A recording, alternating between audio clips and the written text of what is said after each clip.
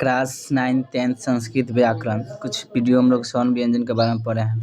अब आ रहा है उच्चारण स्थान। इसका उच्चारण स्थान कहाँ से कहाँ तक होता है, जैसे कंठ, तालु, मुद्रा, दंत, ओष्ठ और नासिका को उच्चारण स्थान कहते हैं। वर्ण का उच्चारण करने के लिए फेफड़े से निवास फेफड़े से निकली निवास आयु इन स्थानों का स्पर्श करती है। कुछ वर्णों का उच्चारण एक साथ दो स्थानों से भी होता है। वर्ण के स्थान जो अगली तरीका से समझ आ सकता है उससे हम लोग जो कंठ हम लोग जानते हैं कि कैसे कहाँ से उच्चारण होता है। नेक्स्ट जैसे में कंठ हम लोग कंठ स्थान स्वर्ण व्यंजन अगवा संज्ञा व्यंजन में आ जाएगा। स्पर्श व्यंजन अंत अस्त व्यंजन उष्म व्यंजन अगवा और संज्ञा। नेक्स्ट में आएंगे स्थान कंठ। जैसे कंठ होता है कंठ इसके स्वर्ण जो होता है उसमें कौन कौन सा उच्चारण कर लेंगे कि कंठ से आएगा। जैसे में अ आ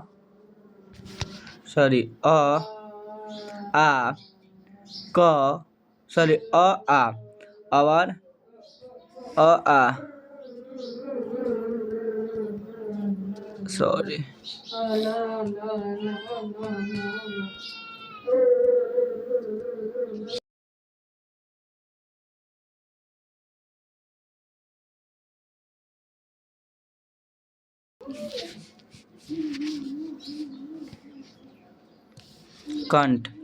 कंठ आ तालु में आ जाएगा और स्पर्श व्यंजन में जाएगा क ख ग घ अंग। अंत व्यंजन में य उष्म व्यंजन में ह और अगवा में ह।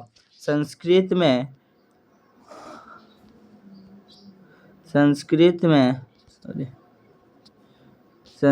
में ये विसर्ग होता है, इसको हम लोग ह ही पढ़ते हैं। क्या पढ़ते हैं? ह ही पढ़ते हैं। संस्कृत में ये अनुस्वार आता है तो ह ही पढ़ते हैं। जैसे ह कंठ्य संज्ञा का देगा कंठ्य। तालु में आएगा छोटा ई बड़ा ई उच्चारण कीजिएगा तो तालु सटेगा और उच्चारण करते समय में क्या सटेगा? तालु से आवाज निकलेगा। और कंठ से आ क ख ग देखिएगा कंठ ही सिर्फ उच्चारण होता है। तालु में छोटा ई बड़ा ई अवल च वर्ग। कौन सा वर्ग? च छ ज झ य। ये अंत अस्त व्यंजन में र उष्म व्यंजन में त्राविस। और अगवा में कुछ भी नहीं होता है तालु से अगवा और इसको बोलते हैं तालव्य। मुद्रा री स्वर्ण में आएगा और स्पर्श व्यंजन में आएगा कौन सा? स्पर्श व्यंजन में ट वर्ग मतलब ट ठ ड ढ और र। अंत अस्त व्यंजन में आएगा र। उसमें व्यंजन आएगा मूर्धन्य। अगवा में कुछ नहीं, मूर्धन्य बोला जाता है। संज्ञा में दंत हो जाएगा री। स्पर्श व्यंजन में त थ द ध न त वर्ग। अवल व्यंजन अंत अस्त व्यंजन में कुछ भी नहीं होगा और उष्म व्यंजन में होगा धंस और अगवा में होगा दंत्य बोलते हैं उसको ओष्ठ। छोटा ऊ बड़ा ऊ प वर्ग प फ ब भ म। अंत अस्त व्यंजन में उष्म व्यंजन में नहीं होगा लेकिन अगवा में होता है। जैसे में प के नीचे गुना का चिन्ह दिया जाता है इसको ओष्ठ से छटता है। प कहाँ से सटता है? ओठ से। उसके बाद आ जाइए नासिका। अनुनासिक होते हैं स्वर्ण में अनुनासिक होता है। अनुनासिक स्वर्ण और स्पर्श व्यंजन में अंग ज्ञ अण न म होता है। अंत अस्त व्यंजन में कुछ भी नहीं होता है। अगवा में होता है उपाधिनीय होता है। इसको हम लोग नासिक्य बोलते हैं। उसके बाद आएगा कंठ तालु, ए आए, कंठ और तालु दोनों सटेगा स्वर में, और आसपास व्यंजन में कुछ भी नहीं होगा, और अंत अस्त व्यंजन में वह होगा। उसके बाद उसको बोलते हैं कंठ तालव्य। उसके बाद हो जाएगा दंत अस्ते, सॉरी कंठ अष्टो, कंठो अष्ट, ओ आओ स्वर में, और आसपास व्यंजन में कुछ भी नहीं होगा, और अंत अस्त व्यंजन में कुछ भी नहीं होगा। और आगवा में जैसे में जे क्या बोलते हैं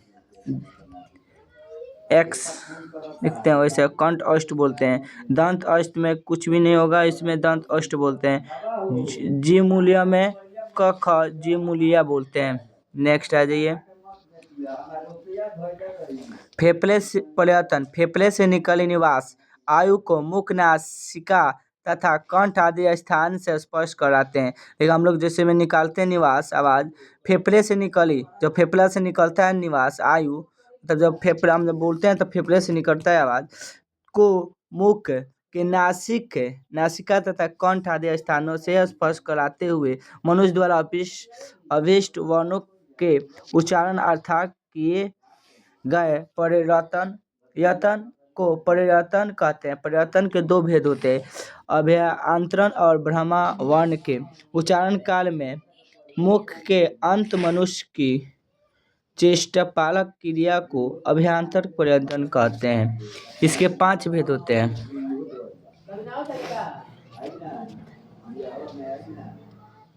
जैसे में अस्पष्ट वर्णों के उच्चारण काल में जब जीभ के विभिन्न भागों द्वारा मुख के अंदर के विभिन्न स्थानों को स्पर्श किया जाता है तो जीभ के इस परिवर्तन को अस्पष्ट परिवर्तन कहते हैं। क से म तक के सभी व्यंजन अस्पष्ट परिवर्तन से उच्चारित होते हैं, जैसे कवर्ग, चवर्ग, टवर्ग, तवर्ग, पवर्ग, तवर्ग, पवर्ग, ये सब अस्पष्ट से उच्चारण होते हैं। विसर्ग का भेद उपाधिनीय, जब विसर्ग के बाद प फ वर्ण रहते हैं तब अर्ध विसर्ग उच्चारण होता है। उदाहरण के लिए पुनः पुनः, तप फलम।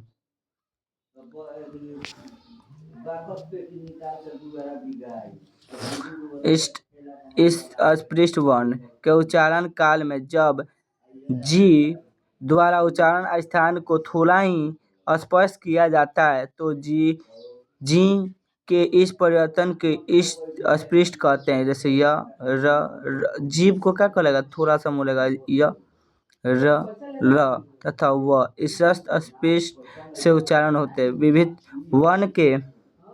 वर्ण के विशेष के उच्चारण काल में जब मुख विवेक खुला रहता है तो मुख के इस परिवर्तन को विविध कहते हैं। सभी स्वर्ण विविध परिवर्तन से उच्चारित होते हैं।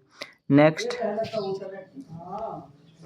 स्वर्वित वर्णों के उच्चारण काल में फेफड़े से निकलने वाले निवास को मार्ग जब बंद रहता है तब इसे स्वर्वित कहते हैं। इस प्रयोग केवल ह के उच्चारण में होते हैं। नेक्स्ट,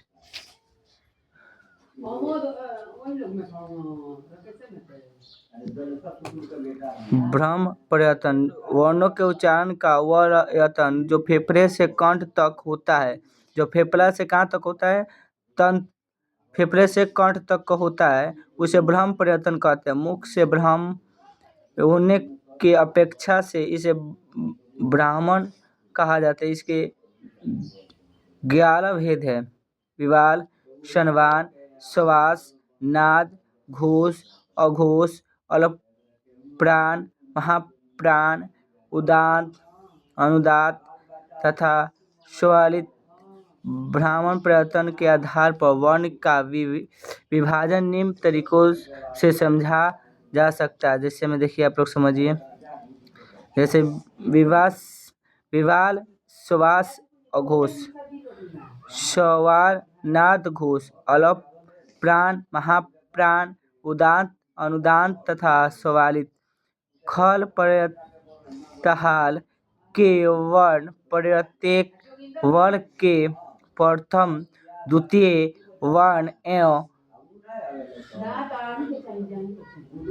त्रांस, मूर्धन्य, दंश, खलः, विवाल, श्वास, अघोषित संस्वाद हस प्रत्याहार के वर्ण प्रत्येक वर्ग के तृतीय चतुर्थी पंचवर्ण तथा अंत अस्थ ए ह हसह संवाला नादा घोषित अलप्राण वर्ग के प्रथम तृतीय पंचवें वर्ण एवं अंत अस्थ संज्ञक वर्ण महाप्राण वर्ग के द्वितीय चतुर्थी वर्ण एवं ऊष्म संज्ञक वर्ण उदात्त अनुदात्त तथा स्वरलित सभी स्वर्ण वर्ण उसको हम लोग उदात्त अनुदात्त तथा स्वरित कहते हैं। नेक्स्ट वीडियो में इससे आगे हम लोग पढ़ेंगे। थैंक यू, धन्यवाद।